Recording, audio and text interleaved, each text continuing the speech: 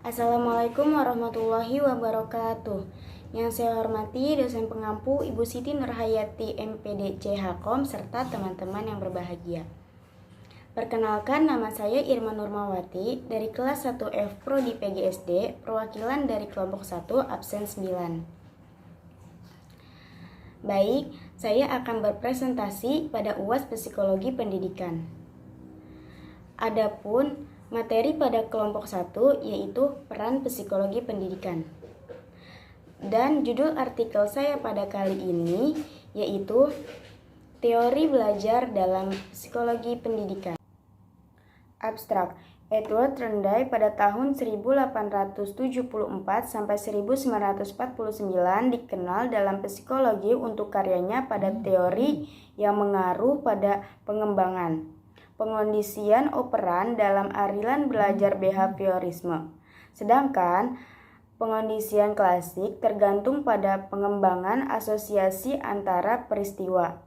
Pengondisian operan melibatkan belajar dan konsekuensi perilaku kita. Skinner bukan psikolog pertama yang mempelajari pembelajaran dengan konsekuensi karena memang teori Skinner dari pengondisian operan dibangun pada ide-ide dari Edward Renday. Tujuan dari penelitian ini adalah untuk meninjau teori belajar dalam perilaku, kognitif, konstruktif, manusia, dan tradisi sosial untuk mengidentifikasi prinsip-prinsip belajar lokal. Untuk teori-teori mungkin mewakili contoh-contoh spesifik dari prinsip-prinsip universal. Pada dasarnya diperlukan untuk fasilitasi pembelajaran pada umumnya. Pendahuluan. Perilaku atau behavior dari peserta didik dan pendidik merupakan masalah penting dalam psikologi pendidikan. Perilaku peserta didik agar dapat menguasai atau memahami sesuatu merupakan upaya diri peserta didik sesuai dengan pengertian bahwa peserta didik adalah proses pendewasaan dari ketidakdewasaan menjadi dewasa. Sementara itu, pendidik berupaya agar dapat memahami atau dikuasai oleh peserta didik yang belum dewasa. Perilaku sebelum menguasai atau memahami dibanding dengan perilaku sesudah menguasai dan memahami merupakan objek pengamatan dari kelompok behavioris. Perilaku dapat berupa sikap, ucapan, dan tindakan seseorang sehingga perilaku itu merupakan bagian dari psikologi dinamis. Metodologi penelitian. Materi pada penelitian ini adalah materi konsep-konsep yang diambil didasarkan pada pijakan teori-teori khususnya yang berhubungan dengan teori belajar.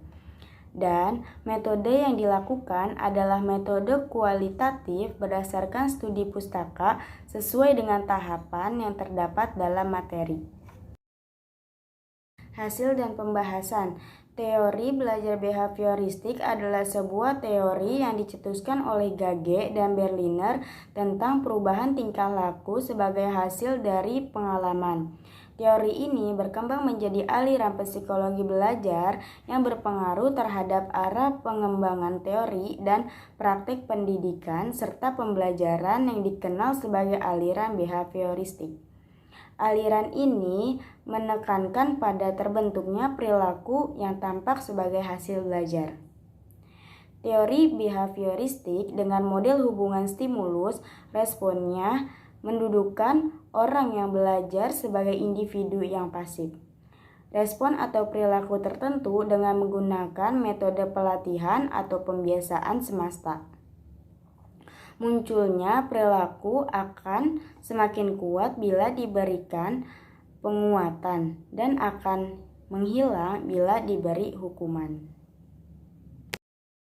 Kesimpulan, teori behavioristik dengan model hubungan stimulus responnya mendudukkan orang yang belajar sebagai individu yang pasif.